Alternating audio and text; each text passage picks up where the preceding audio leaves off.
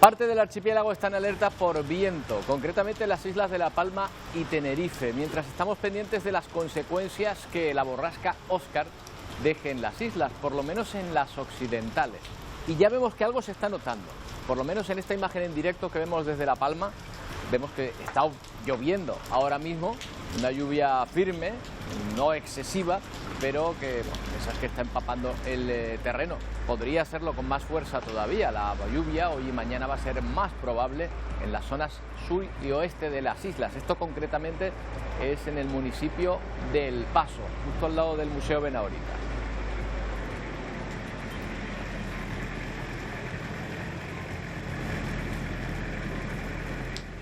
Perdón, Los Llanos, justo al lado del Museo Benaorita. Bueno, la voladura de una enorme presa en Ucrania, ¿qué tal? Buenos días. Y el desastre ecológico que supone ha ocultado esta mañana las informaciones sobre el supuesto inicio de la ofensiva ucraniana para tratar de recuperar el territorio invadido por Rusia, que es además la principal sospechosa de haber llevado a cabo la voladura, aunque ambas partes se acusan de ello.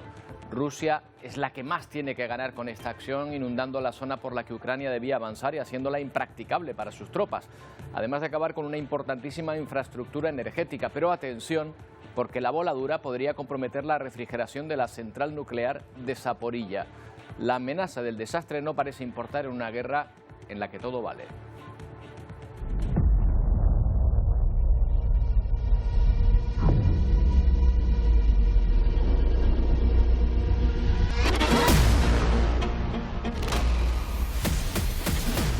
La sensación tras los movimientos de las tropas ucranianas de ayer y las escaramuzas en distintas zonas del frente era que la ofensiva ucraniana había comenzado, aunque la inundación de toda una vertiente del río Dnipro cambia el escenario. Lo que antes eran llanuras accesibles se van a convertir ahora en enormes zonas inundadas, lo que va a suponer una defensa natural para las posiciones rusas. El agua como arma de guerra. Hasta 10 localidades van a tener que ser desalojadas inmediatamente. Hay otras 80 que están amenazadas por las riadas. Algunas fuentes sostienen que es el peor desastre medioambiental provocado por el hombre en décadas y curiosamente está muy cerca de otro desastre mundial de la época soviética. ¿Se acuerdan de Chernóbil?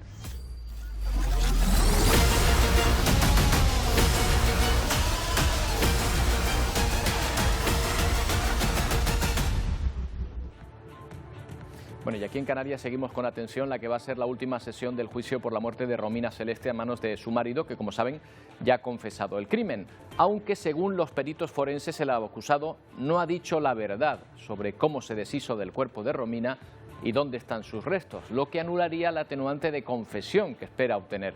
Si solo se le acusa de homicidio con atenuante, la pena de cárcel podría ser inferior a 15 años y ya ha cumplido 4 en prisión preventiva. Vamos a consultar hoy a un experto y veremos cómo está la batalla de la fresa, que a punto ha estado de enfrentarnos comercialmente con Alemania, o al menos con algunos lobbies ecologistas de aquel país y miembros de su parlamento que suspendieron ayer a última hora su visita a los cultivos junto al Parque de Doñana, en Huelva. La cercanía de las elecciones generales desaconsejó esa visita, pero la denuncia pública sobre la sostenibilidad de este cultivo se mantiene. Los agricultores se sienten señalados, aseguran que ellos no tienen la culpa de que este humedal se esté desecando año tras año. Veremos argumentos a favor y en contra. Y todo esto con el ojo puesto en el cielo, por si nos llega finalmente la borrasca Óscar, que asoma por el este, aunque sin dejar aún grandes precipitaciones. Es posible que incluso pase de largo, pero por si acaso Tenerife y La Palma están en alerta por fuertes vientos. Es verdad que ha llovido algo, sobre todo en esta isla. Todavía no es la cantidad que se esperaba en principio, pero hemos visto hace un momento que estaba cayendo lluvia con intensidad. Vamos a ver cómo va la mañana. Magali Cáceres, buenos días. ¿Ha llegado la lluvia? ¿También el viento? Bueno, Roberto, muy buenos días. Aquí, como bien decías, ha entrado, pero de momento de puntillas, porque está dejando muy poquita lluvia. También los vientos son de poca intensidad y también la niebla, eso sí, bastante niebla generalizada en toda la isla. La cantidad de lluvia mayor se ha recogido pues en la zona más alta de la isla, más de 2.400 metros de altitud. En el Roque de los Muchachos, más de 43 litros por metro cuadrado. También en esas zonas donde se ha registrado hasta el momento la racha de viento más fuerte, que ha llegado a alcanzar los 80 kilómetros por hora. Pero aquí en el Valle de Aridane, en la zona suroeste de la isla de La Palma, de momento no tenemos ninguna de esas grandes cifras llamativas. En la zona este de La Palma, donde está ubicado el aeropuerto, en Villa de Mazo, sí que se han registrado pequeños incidentes, como por ejemplo el desvío de al menos 3 vuelos que tenían que haber aterrizado en la isla de La Palma. Sin incidentes ni durante la madrugada ni durante estas primeras horas del día, no incidentes que vayan más allá de algún pequeño desprendimiento y también algún pequeño accidente, por lo que recordamos que hay que tener mucha precaución en las carreteras porque, eso sí, la lluvia está en toda la isla de La Palma, aunque en muy poquita cantidad. A nivel nacional, ayer vimos cómo Pedro Sánchez pedía no solo un cara a cara con Feijóo, sino hasta 7, uno cada lunes hasta las elecciones. Pues bien, esta mañana en Onda Cero, el líder del PP ha respondido a esa exigencia. Va a haber un cara a cara entre el señor Sánchez y yo en la campaña electoral. Espero que el señor Sánchez acepte un cara a cara con el presidente del Partido Popular. Y a partir de ahí deje, por favor, a los grupos y a los jefes de campaña que decidan cuál es el formato y cuántos, cuáles y en dónde. Bueno, ese ofrecimiento de Sánchez también ha sido criticado por otros grupos políticos por no tenerlos en cuenta en ese debate, porque lo que pide es un debate a dos. Dos apuntes, además, que tienen que ver con la justicia. Hoy ese ministerio ha convocado al comité de huelga de los 4 sindicatos de funcionarios que están ahora mismo siguiendo estos paros y que representan a 45.000 trabajadores. En la cita se va a hablar de las peticiones de este colectivo, básicamente una subida salarial, como ya que ya han conseguido otros compañeros suyos de profesión.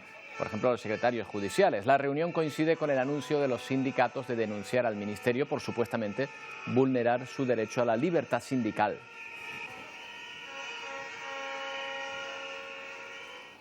Hoy también se reúnen los 15 magistrados de la Sala de lo Penal del Tribunal Supremo. Se prevé una reunión larga, probablemente no terminará hasta mañana. Deben fijar doctrina sobre una de las cuestiones más polémicas de esta legislatura, la ley del solo sí es sí, que ha permitido la rebaja de miles de penas de abusadores sexuales y violadores y algo más de un centenar de excarcelaciones. En la Ciudad de la Justicia, en Las Palmas de Gran Canaria, ya ha comenzado la tercera jornada y última en principio del juicio por el crimen de Romina Celeste. Hoy vamos a conocer las conclusiones. Antes de la sesión hemos escuchado a la madre de la víctima, que espera que se haga justicia y que el acusado diga de verdad dónde están los restos de su hija. Vamos a escuchar los veredictos que digan y a esperar que se haga justicia por mi hija. Yo por mí no perdono. Como madre no. Porque es muy terrible lo que hizo. Lo que espero es que me diga dónde están los pocos restos que falta de mi hija. Eso espero. Otra cosa no espero de él. Que se toque el corazón y me diga dónde está. Él ha confesado el crimen, pero según los peritos no ha dicho la verdad sobre los restos, sobre dónde se encuentra el cuerpo de Romina. Vamos hasta la Ciudad de la Justicia, en Las Palmas de Gran Canaria, para conocer la última hora. Silvia Luz, hoy se van a escuchar los informes finales de acusación y defensa, ¿verdad? Sí, buenos días. A estas horas ya hemos escuchado a la Fiscalía y también a la acusación particular que se han ratificado en la petición que ya nos adelantaban el viernes de 15 años de prisión. Se le acusa de un delito de homicidio, de otro de profanación del cadáver, también de ocultación de pruebas, 2 delitos de lesiones y uno de maltrato habitual. Por todo ello se le pedirán 15 años de cárcel, como ya les decía, de los cuales ya ha cumplido 4 años. La defensa de momento todavía no ha presentado sus conclusiones, pero sí sabemos que se va a adherir a lo que piden tanto la Fiscalía como la acusación particular. Después de estas conclusiones finales se retirará el jurado a deliberar y está previsto que en las próximas horas conozcamos su veredicto. Lo que sí ha dicho, muy importante, la acusación particular es que el crimen de Romina se pudo haber evitado si se hubiera activado el protocolo de violencia de género cuando 2 días antes de que supuestamente fuera asesinada acudió a urgencias porque le habían dado una paliza declarando que era víctima de violencia machista y no se activó ese protocolo. Bueno, pues de este caso precisamente queremos hablar de sus aspectos procesales, porque hay algunas cuestiones que nos llaman la atención y que nos generan dudas. Álvaro Risso Sola es socio director de Abogados Ars. ¿Qué tal, Álvaro? Buenos días. Hola, buenos días, Roberto. Bueno, nos surgen algunas dudas. Por ejemplo, ¿cuál es la función del jurado una vez el principal sospechoso ha confesado? ¿Tiene sentido ahora su veredicto, dado que él ha reconocido que la mató? Sí, porque no solo es qué pasó, sino el alcance de lo que pasó y qué respuesta penal le damos. Es decir, tenemos que tener en cuenta que primero se forma el jurado y después ya, una vez dentro del procedimiento, es cuando tiene lugar esa confesión. Es decir, ya el jurado está escuchando parte de la prueba, como es las declaraciones que tuvimos, tanto de las acusaciones, en este caso acusación particular, acusación popular y fiscalía, y por otro lado la defensa del acusado. Y después ha venido su confesión.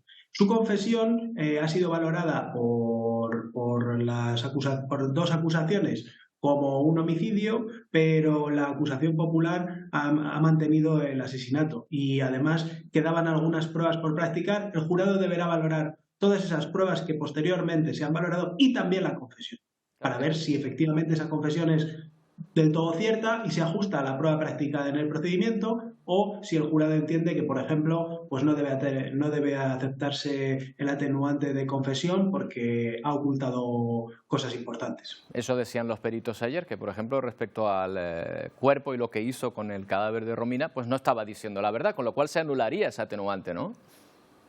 Claro, hay que ver realmente qué consta probado y los peritos obviamente tienen mucho peso puesto que son profesionales y es la ciencia la que habla y la ciencia habla con pruebas claras. Álvaro, ¿es posible que esta confesión se haya pactado con la Fiscalía y las acusaciones? ¿En nuestro derecho procesal, en nuestro derecho penal, es posible llegar a ese acuerdo, a ese tipo de acuerdos? Sí, de hecho es muy importante que existan y no solo existen y se permite esa posibilidad, sino que además se fomentan. Y es muy importante también la labor de divulgación de ustedes, los medios de comunicación, puesto que a veces es la parte más difícil de entender por la ciudadanía. Y es que gracias a estos pactos pues se consiguen probar hechos que tenían difícil prueba, pero a cambio también el acusado o posteriormente condenado, si es con conformidad, también se beneficia de una cierta seguridad jurídica. Todas las partes lo hacen, puesto que con las conformidades llega también por un lado, se reconocen hechos que no tenían por qué ser reconocidos en un procedimiento judicial sin conformidad. Por otro lado, se anulan posibilidades de recurso posterior, puesto que se le explica a la persona que se está conformando si está de acuerdo con todo lo que se ha comentado. Y además, para las víctimas, pues no es lo mismo condenar al culpable mientras él reconoce los hechos y efectivamente todo el daño que causó y lo hace en presencia pública y en un procedimiento, en este caso conjurado.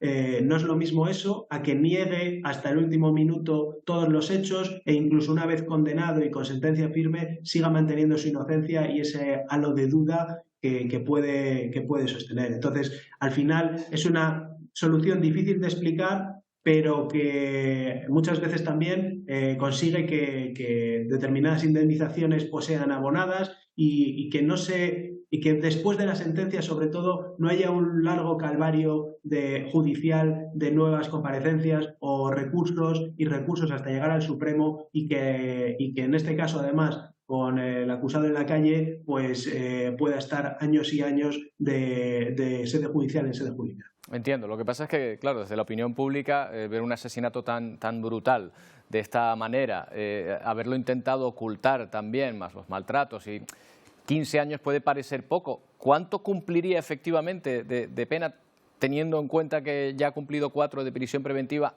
y no sé si se podría acoger a beneficios penitenciarios si fuese condenado a esa pena? Vamos a ver, en primer lugar hay que ver la sentencia, sí, que no tenemos todavía, y que podemos prever que pueda estar en torno a esos 15 años, porque muchas de las acusaciones han recortado sus peticiones de acuerdo a esa confesión y podemos intuir que puede estar en esos 15 años aproximadamente. El acusado ya ha cumplido 4 por anticipado y los beneficios penitenciarios son aplicables a partir de 1/4 de condena. Ojo, eso es que él podrá pedir permisos penitenciarios de salida, por ejemplo, de fin de semana, pero eso no quiere decir que se le concedan beneficios penitenciarios. Quiere decir que el penado puede solicitar. De hecho, una de las cosas que más se valoran a la hora de concederlos o no es la rehabilitación de la persona, es decir, las actividades que él realice y su comportamiento dentro de prisión. Y por otro lado, cómo está respondiendo a ese daño que ha hecho, es decir, el abono de las indemnizaciones, así como la alarma o la gravedad de los hechos por los que está en prisión. Por tanto, incluso si la ley lo prevé, es muy previsible que él no tenga derecho a permisos penitenciarios hasta muy avanzada su pena. Álvaro Risso Sola, de Abogados Sars. Muchas gracias por la explicación. Álvaro, un placer como siempre. Igualmente, gracias, Roberto. Bueno, pues fuera de España, seguimos pendientes de lo que está ocurriendo en el norte de Kosovo con ese conflicto latente que se ha transformado en disturbios en las últimas semanas y que ha dado una pequeña tregua en las últimas horas. En las ciudades Bekan, por ejemplo, los soldados de la OTAN han reducido la vigilancia incluso en las inmediaciones del ayuntamiento, donde llevaba trincherado más de una semana el alcalde. Bueno, más que atrincherado, protegido por miedo a los manifestantes serbios. Estos manifestantes han abandonado la zona. Ahora hay una calma tensa, eso sí, la que reina en la ciudad. Para tratar de aliviar estas tensiones entre Kosovo y Serbia, este lunes llegaban hasta la capital kosovar representantes de la Unión Europea y Estados Unidos. Allí se ha mantenido una reunión larga, tensa, para tratar de llegar a un acuerdo, por ejemplo, para repetir estas controvertidas elecciones que desencadenaron la crisis en la región. Recuerden que apenas participó un 2%, los serbios no quisieron participar y, claro, aparecen como alcaldes de localidades con mayoría serbia, pues alcaldes albano-kosovares. Bueno, pero hoy ha llamado la atención sobre todo la última acción de Rusia en su invasión a Ucrania, que va mucho más allá de la destrucción de una infraestructura energética. La voladura de la presa de Novakayovka por parte de Rusia es un desastre ecológico de enorme magnitud que va a devastar un enorme territorio. Nacho Cabrera, todo vale para frenar la supuesta ofensiva ucraniana.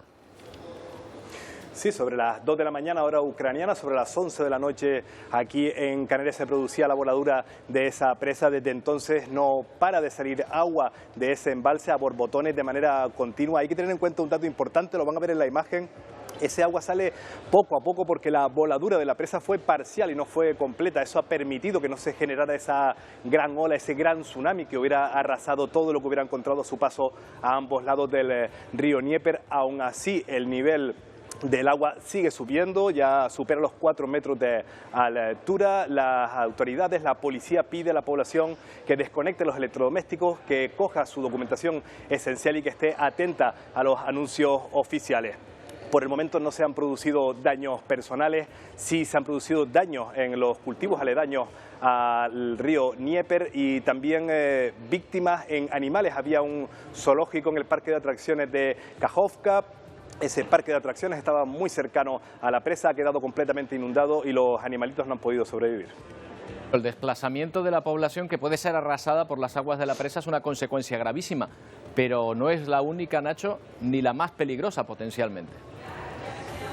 Sí, hay que tener en cuenta que estamos hablando de un embalse, de una presa de dimensiones colosales, 246 kilómetros de largo, 23 kilómetros de ancho en su punto más ancho, tiene un volumen de aproximadamente 18 kilómetros cúbicos de agua y cumple muchas funciones importantes, entre ellas, por ejemplo, ese agua genera la cascada en la central hidroeléctrica de Kajovka, que genera electricidad para buena parte del sur de Ucrania. Ese agua también va a parar a la central nuclear de Zaporilla para poder refrigerar esos reactores nucleares y también ese agua surte a la península de Crimea. El agua de abasto de la península de Crimea sale principalmente de este embalse de Kajovka. Las autoridades de Crimea ya han alertado que podrían producirse problemas en el suministro de agua en la península de Crimea. Zelensky ya se ha manifestado al respecto sobre la voladura de esta presa,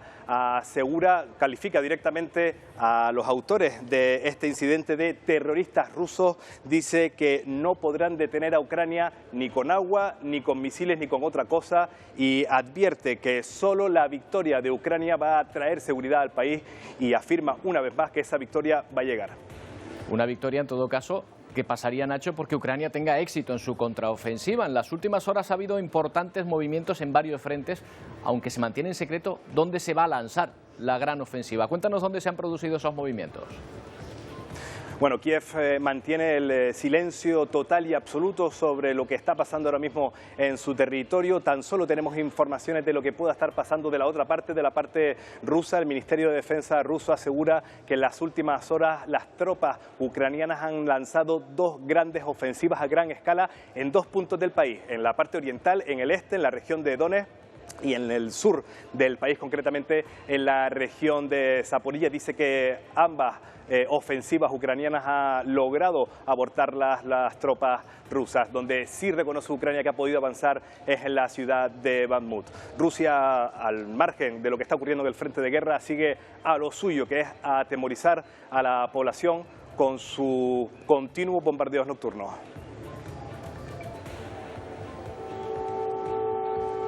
La alarma se activó esta madrugada cuando Rusia lanzó una nueva ola de ataques aéreos en Kiev, una ofensiva que no tuvo consecuencias como en Belgorod, donde murieron más de 10 combatientes en un intento ucraniano de cruzar esta región del sur de Rusia. También en la región de Donetsk, al sur de Ucrania, las fuerzas rusas frustraron una importante ofensiva matando a cientos de soldados ucranianos. Horas más tarde, el comandante de los disidentes rusos aseguraba que su milicia ha tomado el control de la ciudad de Novaya Tobolsanka en la región de Belgorod. Allí los continuos ataques han obligado a evacuar a los niños de esta ciudad hasta Crimea. Mientras, en la región ucraniana de Kharkov, los proyectiles rusos alcanzaron casas particulares ucranianas a pocos kilómetros de la frontera.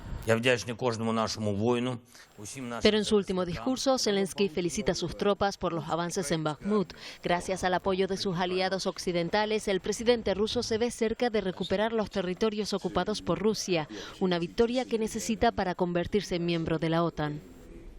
¿Habrá comenzado ya la ofensiva ucraniana o no?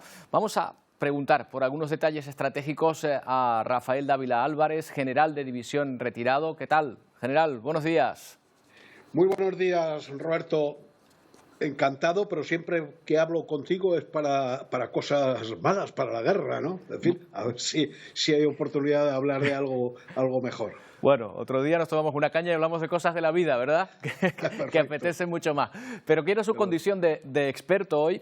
Mira, lo primero que me llama la atención es que se pueda guardar un secreto de esta magnitud. Con la tecnología de hoy día, con los satélites, con las comunicaciones, ¿es posible mantener en secreto por dónde se va a llevar a cabo una ofensiva o cree que los rusos ya más o menos tienen claro por dónde va a ser? El secreto hoy en día se mantiene, de esto vosotros que estáis en comunicación lo sabéis muy bien, a base de mucha información. Mientras más información hay, menos acaba uno sabiendo y sacando conclusiones. Esta podríamos llamar que es una guerra transparente. Se sabe todo. Lo que no se sabe es cuál va a ser el paso adelante. Vamos a ver, en el movimiento de tropas se conoce, hay el mundo de los satélites es tremendo y se conoce todo. Pero los movimientos, si nos fijamos, no han sido de grandes masas de unidades, sino que se van reduciendo las unidades. Esto es una táctica nueva, a base de batallones y de unidades más pequeñas. Saberse, se sabe todo. Lo que no se sabe es que ocurran cosas como lo que ha ocurrido con la voladura de la presa o de repente un proyecto nuclear. Quiero decir que eso es lo que no se sabe, claro. Pero de movimientos y de las posibilidades de cada uno se sabe todo. ¿Está de acuerdo en que la ofensiva podría haber comenzado ya o sospecha que más bien se trata por ahora de escaramuzas, de movimientos de distracción? Bueno, aquí hay que dejar clara una cosa, porque llevamos ya muchos días, meses, hablando de la ofensiva, contraofensiva, de la ofensiva, como si esto hubiese sido o fuese a ser el fin de la guerra. No, en absoluto. Vamos a ver, no hay capacidad ahora mismo. Ucrania, bajo mi punto de vista, no tiene capacidad para recuperar todo el terreno perdido. Bueno, ofensiva, claro que ya ha comenzado. Ha comenzado en Bakhmut y hay previsiones de que esto, porque además, de alguna manera, sobre Ucrania, hay una cierta presión occidental, ¿no? A ver qué pasa. Pero ojo, el mayor enemigo de una guerra son las prisas. Hay que hacerlo todo muy calculado, muy bien planificado y sin prisas. Se sabe más o menos lo que va a ocurrir y una prueba de que la ofensiva está en marcha ha sido lo de la presa. Lo de la presa, si quieres, hablamos ahora, pero es muy significativo. Sí, ¿a quién beneficia? Evidentemente, en primer lugar, a Rusia, ¿no? Que viene a inhabilitar todo un terreno que lo hace impracticable para el avance ucraniano, ¿verdad? Claro, esa es la pregunta. Quid prodest, ¿no? Esto es ya muy antiguo. Yo os he puesto aquí un pequeño mapa para darnos cuenta de que desde hace ya mucho tiempo, no solo yo, este mapa es mío, pero bueno, son muchos los que sabíamos que las direcciones, esto es Ucrania, estas líneas rojas, la defensa rusa, y sabíamos que Ucrania tiene dos posibilidades. Una, el desembarco en la perla que es Crimea, a base de una acción por Gerson, que es donde está la presa, y la otra por donde se están produciendo ahora verdaderos ataques, que es hacia Mariupol, para romper en dos la... En estos momentos, el quid prodest, ¿a quién beneficia? Evidentemente es a Rusia. Voy a dar una opinión, que puedo equivocarme y seguramente me equivocaré, pero es mi opinión desde el punto de vista militar de por qué la voladura de la presa. La voladura de la presa, bajo mi punto de vista, es única y exclusivamente, dada que desde Gerson a Zaporilla tiene una fuerte defensa Rusia, no le importa perder o que se inunden sus primeras posiciones. Lo que pretende es sacar fuerzas de esta zona, dado que evita o ha evitado con la inundación que ataque por esta zona Ucrania, y esas fuerzas que saque de aquí reforzar a este punto peligroso que es la dirección de Zaporilla a Mariupol o a Melitopol. Bajo mi punto de vista, la razón del ataque a la presa o de la voladura de la presa es para aprovechar fuerzas que tiene desplegadas ahí y llevarlas a otro frente. Claro, el agua como arma de guerra, general. Exacto. Esto podría ser, en vez de una táctica muy rusa, que es la táctica de tierra quemada, ahora en vez de tierra quemada va a ser el de agua va, ¿no? Tierra inundada, por lo menos, efectivamente. Exacto. Efectivamente. Ciertamente no se podría avanzar por esa zona. Entiendo que esa frontera que queda delimitada ahora por la inundación no sería transitable, o todavía podría dar alguna sorpresa a Ucrania en ese sentido. Sorpresas yo Cualquiera, siempre, ¿no?, las espero. Siempre. Porque la guerra es eso es la guerra. El problema es que vamos a esperar unos días. Yo lo veo verdaderamente difícil. Medios de desembarco los tienen. Medios de desembarco los tienen. Noticias del desembarco las hay desde hace ya tiempo. Y estas flechas que yo puse hace ya meses en el mapa no están puestas de una manera caprichosa, sino de un estudio minucioso. Ahora mismo la distancia, la cantidad de agua aumenta, la tragedia humana es tremendo.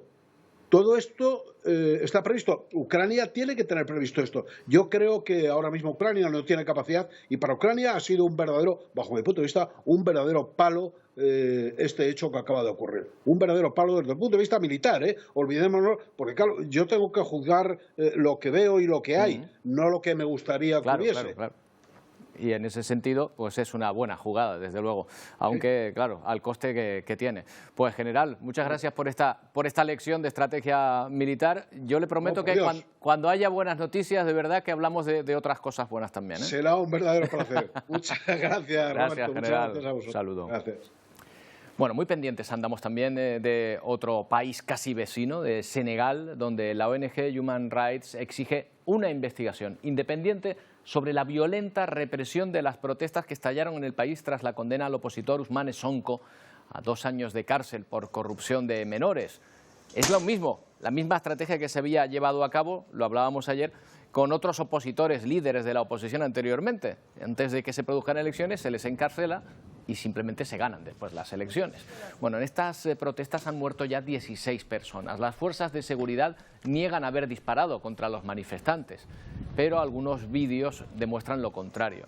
El gobierno acusa a los partidarios de Sonko de vandalismo, ha restringido además el uso de Internet, alegando que a través de estos canales se estaban compartiendo mensajes subversivos. Bueno, tampoco llega la paz a Sudán, donde se intensifican los enfrentamientos después de que haya expirado el frágil acuerdo que había logrado dar un respiro durante 7 días al país para posibilitar la llegada de ayuda humanitaria.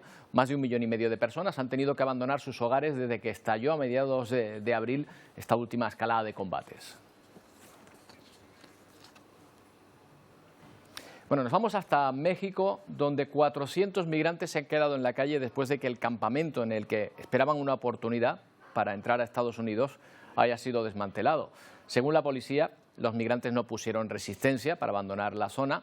Activistas que trabajan para ellos en Tijuana temen que ahora, con el título 8, sean deportados a sus países de origen y finalmente no puedan entrar en Estados Unidos en los próximos 5 años.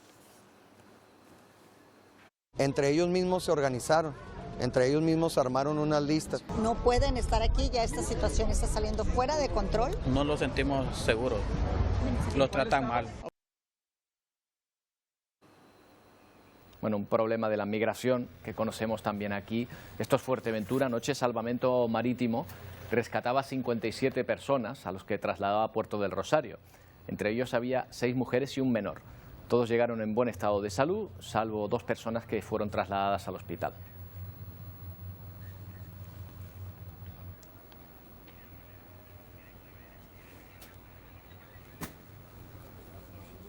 Bueno, y ahora mismo está corriendo el barranco de las Angustias, lo que es síntoma de que en algunos puntos de la isla de La Palma está lloviendo con fuerza.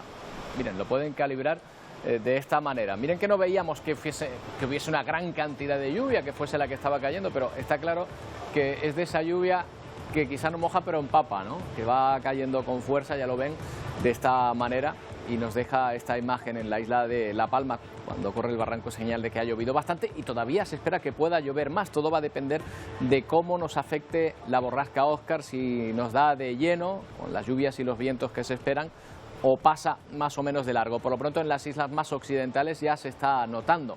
En la isla de La Gomera la imagen que nos llega es esta, la niebla también presente en distintos puntos de las islas y todavía no sé si la llegada de lluvia, porque ahora mismo ahí no puedo apreciar si está lloviendo en este punto en el que estamos en la isla de La Gomera.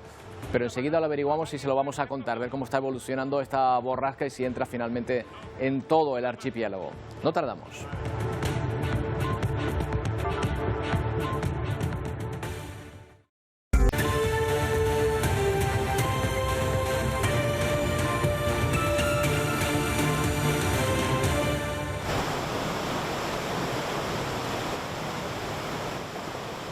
Así está corriendo el barranco de las Angustias, en el oeste de la isla de La Palma, señal de que ha llovido con fundamento en algunos puntos de las islas, aunque no hemos visto unos chubascos excesivamente fuertes, lo cierto es que en algunos puntos han debido ir cayendo y se ha ido acumulando agua y esto permite que el barranco corra de esta manera, Esto va a ser así cuando llueve bastante. Bueno, es una consecuencia de la borrasca Óscar, que quizá no nos haya dado de lleno todavía, aún está por ver si lo va a hacer, pero que de alguna manera está trayendo agua, sobre todo a las islas más occidentales, por ejemplo, esta de La Palma.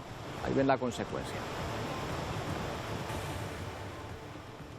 Seguimos pendientes del tiempo, alerta por viento en Tenerife y La Palma, estas alertas siguen vigentes. La Gomera no lo tiene, pero sí es una isla en la que se preveía que pudiera llover. Vamos a ver si lo ha hecho. Estábamos viendo hace un momento Valle Gran Rey, allí está Ana Ramos. Cuéntanos cómo ha transcurrido la mañana, Ana. Buenos días, Roberto. Pues la situación parece que va empeorando paulatinamente. Ya llovía de forma suave a primera hora de la mañana. Ahora tenemos registros en prácticamente toda la isla.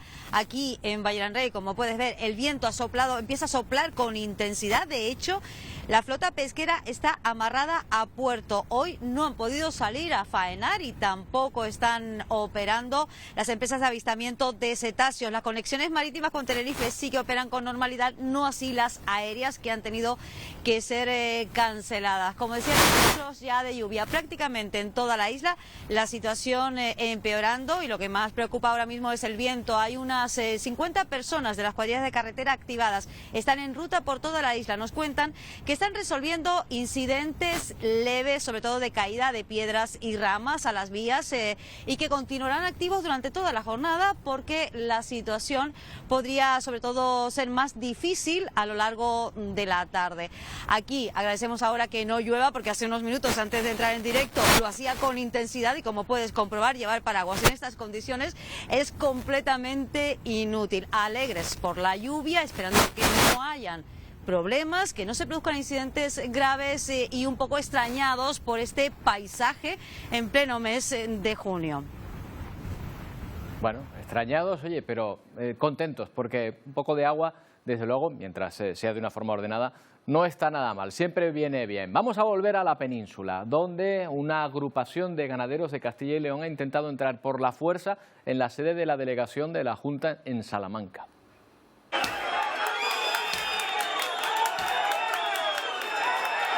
Con los ánimos muy crispados, ya lo ven. El incidente se ha saldado con un manifestante y 2 policías heridos y con una persona detenida. Este grupo de agricultores protestaba contra las medidas de saneamiento impuestas por el gobierno de Castilla y León para controlar la tuberculosis bovina. Dicen los ganaderos que los protocolos hacen inviable la supervivencia de sus explotaciones y anuncian un boicot a partir del 12 de junio.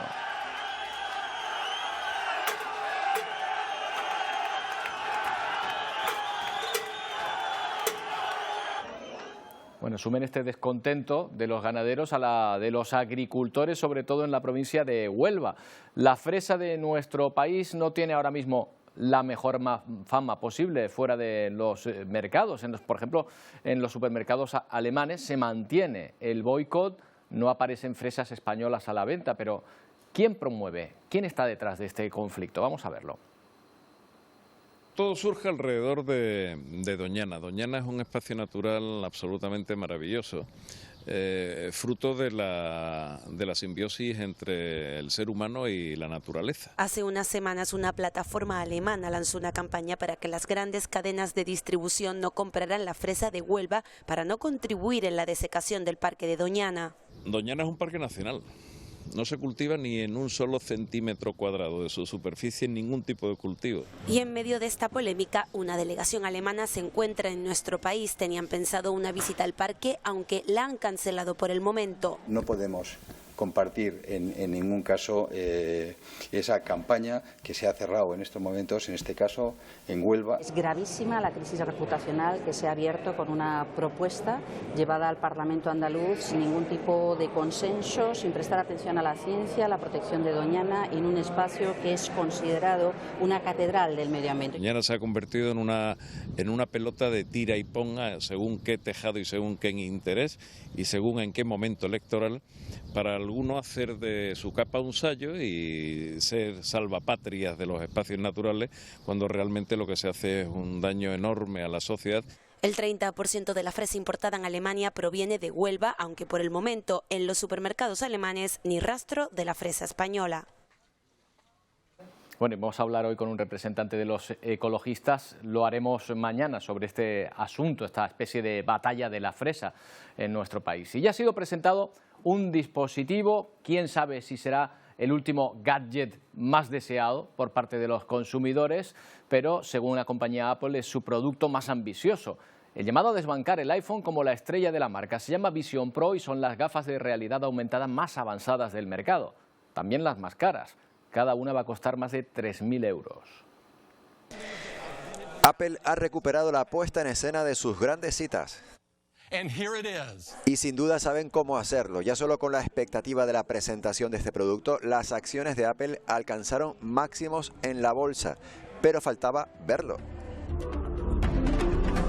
Tim Cook directamente lo comparó con las revoluciones que significaron el Mac para la informática personal y el iPhone para la telefonía móvil. Dice el CEO de Apple que Vision Pro, que es como se llaman estas gafas de realidad virtual y realidad aumentada, fruto de más de 500 patentes y años de trabajo, nos introducirán en la informática espacial. ¿Pero qué es la informática espacial? Pues algo así. Son unas gafas que delante de cada uno de nuestros ojos sitúan dos pequeñas pantallas de 23 millones de píxeles. Esos son más píxeles que una tele de 4K. ¿Y qué vamos a poder hacer con estas gafas? Pues Apple aspira a que formen parte de nuestra vida cotidiana, desde ver una película hasta hablar por videollamadas o escribir mails de trabajo. Y ahora una pequeña intrahistoria. Apple irrumpe con Vision Pro en un mercado dominado por Beta, que es la matriz de Facebook, que vendió en 2022 casi 9 millones de estas gafas, el 80% del mercado mundial, y que hace 5 días había presentado su último modelo. Y un último detalle, Vision Pro va a empezar a comercializarse en 2024 y va a costar $3.499, 3 veces más que la versión más cara de Meta. Vayan ahorrando. Ay, mi madre, si ya era difícil prestar atención cuando no estaba delante de la tele, Pedro, Wendy, imagínense con esas gafas puestas, ¿eh? No hay manera. Distracciones por todos lados, total, así uno no se puede concentrar. Roberto, días. ¿Qué tal? Muy buenos días, ya estamos, como ves, preparaditos con el guión listo para comenzar nuestro Ponte al Día de hoy.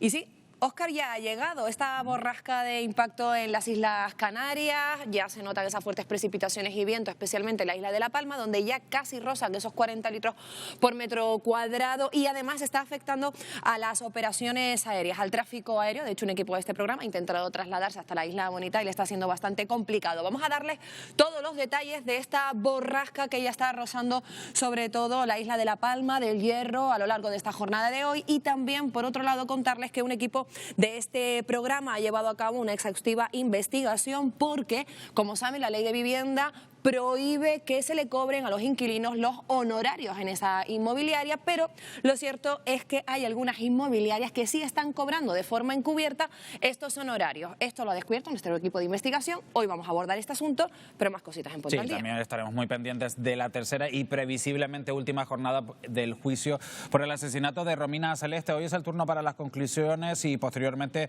vamos a conocer el veredicto del jurado popular que va a tener que juzgar al único acusado por estos hechos, a Raúl Díaz, la expareja de Romina Celeste, asesinada en enero de 2019 en la isla de Lanzarote. Estaremos en directo ahí en la Audiencia Provincial de Las Palmas para conocer la última hora sobre este asunto. Todo esto y mucho más, como siempre, ya saben, a las 12 en punto aquí en Ponte al Día. Les esperamos. Hasta ahora. Hasta ahora. Bueno, hasta ahora, compañeros. También estamos atentos a esa borrasca, Óscar.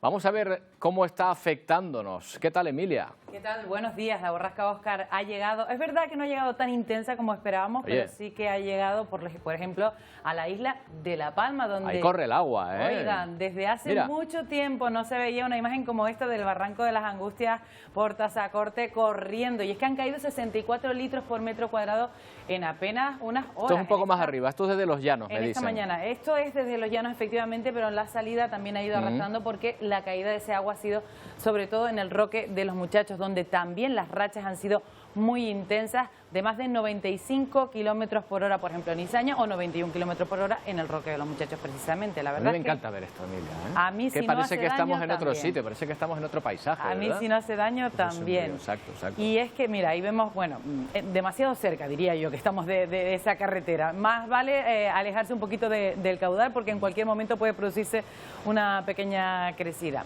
Qué bueno. Mira, oye, pero Miriam, espera, me voy a recrear un poquito. Venga, recréate. Esto es señal, aunque aquí vemos que no llueve, esto es señal de que más arriba está lloviendo, ¿no? Bueno, de hecho, ya te digo que en 2 horas han caído 64 litros por metro cuadrado. Ya. Es lluvia con intensidad, ha hecho correr la caldera de Tauriente y de ahí pues esa desembocadura. Más puntos. Venga, pues seguimos. Pero antes de seguir contándote una cosa, quiero compartir contigo una imagen de la que se habló mucho ayer y que dio lugar a titulares, pues la verdad es que bastante fuera de contexto. Son titulares que decían pánico entre los meteorólogos, viene una tormenta tropical, bueno, de todo. El caso es que la NOAA, el Centro de Huracanes Nacional, el que se encarga de la vigilancia, pues se puso a vigilar también este sistema, el Óscar, ¿no? Esta borrasca. Y vigilándolo, asumió que había un 10% de probabilidades de que el sistema cogiera un poco más de agua cálida y se pudiera tener características de un sistema tropical. Un 10%. Pero es que hay un 90% de que no, claro. Con lo cual, pues para desmentir esos posibles titulares alarmistas que hemos visto en la prensa en estas últimas horas, lo cierto es que ya Óscar ha ido subiendo, cuanto más arriba se desplace, más fría está el agua superficial del mar, con lo cual las probabilidades de que se convierta en algo tropical ya son prácticamente nulas. No voy a decir nulas porque ellos dicen un 10% y todavía no lo han actualizado, pero luego hay un 90% de posibilidades de que no. Queríamos aclarar esto porque donde sí está afectando Óscar es en las Azores, pero especialmente en Madeira, que lo tienes allí justo. Vamos a ver imágenes. Esta crucecita, Azores. Esa es la borrasca. Me lo tapas con nubes, Madeira, ya con nubes no lo veo. Y Madeira lo tienes un poquito más arriba de nosotros, sí, ahí detrás. Sí, aquí está, efectivamente. Ahí está. Bueno, pues en Madeira, no sé si tenemos alguna imagen que podamos enseñar. Esta es una imagen que se captaba hace un momento en Funchal. Imagínate la cantidad de agua. ¿Esto es lo que tú llamas un fast flood? Bueno, puede ser porque va con lodo, sí, indudablemente es una inundación y viene con lodo, pero fíjate la fuerza con la que baja, y es que han caído en 48 horas cerca de 500 litros por metro cuadrado. Funchal, Madeira, que es una isla como nosotros, que también ha tenido pues muchos problemas en las últimas horas y que están en alerta roja. Esta es una imagen en directo desde Funchal precisamente, fíjate en el tono del agua. todo el barro que ha arrastrado, ¿verdad? De aquella tierra estos lodos, ¿no? Todo el agua, del agua que ha arrastrado esas precipitaciones. Hoy no tienen allí colegios, hoy están suspendidos muchos vuelos también. De hecho, ayer por la tarde muchos de esos vuelos vinieron hacia Tenerife Norte porque la cantidad de precipitaciones era importante y el viento también. Situación complicada, por tanto, en Madeira, donde están en aviso rojo. Allí sí que Óscar les está dando de lleno, ¿no? Ahí le cayó más fuerte. Nosotros también tenemos una novedad para mañana, pero la voy a contar enseguida. Déjame primero, vamos a hacer un repasito de dónde tenemos las cosas. Vamos a situar los elementos. Frente que ha entrado, como bien decíamos, por las islas occidentales, se salvan Fuerteventura, Lanzarote y a esta hora también Gran Canaria. Borrasca Óscar la tenemos ahí arriba, se ve perfectamente con esa B que hemos marcado. Debajo de estas nubes altas que, si se fijan hoy en las nubes, corren rapidísimo, van rapidísimo, están las nubes de desarrollo que están dejando esas precipitaciones. Vamos a ver en la imagen visible, pendientes de esto que viene aquí. Esto no le vamos a quitar ojo, porque esto es un sistema tormentoso que mañana va a traernos tormentas y que ha provocado un aviso naranja en las islas occidentales, pero eso te lo cuento ahora. Vamos a ver la imagen visible para ver en dónde se sitúa esa nubosidad. Pues mira, prácticamente tapada la isla de La Palma, el Hierro ni se la intuye, La Gomera igual, Tenerife, poca cosa, Gran Canaria apenas vemos los perfiles. Este es el paso de ese frente que en las próximas horas se va a ir disipando y va a ir subiendo y va dejando el archipiélago. Por eso decía ayer que no va a llover en la puerta de cada casa de cada canario. No, solamente va a llover en las islas occidentales y sobre todo en las partes del sur y del oeste. Vamos a ver el siguiente modelo porque aquí teníamos las comparaciones de los modelos ayer. Mira, modelo americano nos da esta manchita lila que vemos por aquí, un poquito más afuera de La Palma. Modelo europeo la adentra hasta Tenerife. De momento los modelos siguen todavía sin ponerse demasiado de acuerdo entre el americano y el europeo. Ahí lo ves, ahí ves la borrasca perfectamente dibujada. Oye, haremos una porra en redacción, ¿no? Tenemos que hacer una porra. Sí, vamos a ver también otro modelo ya un poquito más específico, más centrado en el archipiélago. Fíjate, van a venir las precipitaciones, vienen por este lado del frente y fíjate cómo este frente que veíamos ayer, ¿te acuerdas que ayer pasaba entre Tenerife y La Gomera? Y bueno, aparentemente no entraba, ¿no? Pues ya está y no entrando entraba, poco. pues ahora parece que va un poquito más cerca. Y si nosotros nos guiamos por el modelo Harmony del AEMET, que es algo como con más resolución, lo vamos a ver enseguida, el modelo Harmony, bueno, pues se ha colado y apenas lo vamos a ver, también marca lo mismo, es decir, hay probabilidades de tormentas mañana, de hecho aquí tenemos nuestros rayitos, los hemos puesto, igual podemos captar alguna imagen, en las islas occidentales, con ese paso de esas nuevas tormentas, hay aviso naranja en las islas occidentales desde las 8 de la mañana hasta la 1 en las islas occidentales y desde las 10 de la mañana hasta las 2 en la isla de Tenerife. Las tormentas no creemos que lleguen a las islas orientales y tampoco a Gran Canaria, sí alguna precipitación. El viento va a seguir soplando con intensidad, pero ya mañana perderá protagonismo. O sea, lluvia hasta aquí. Fuerteventura, Lanzarote parece que cortada se salva, la ¿no? provincia. Tenemos cortada la provincia por Óscar, que después ya de mañana por la tarde se irá hacia la península y seguramente que allí también causará estragos. Oye, pues me gusta tanto la imagen del barranco de las Angustias corriendo que yo me despediría con esta imagen. Venga. ¿eh?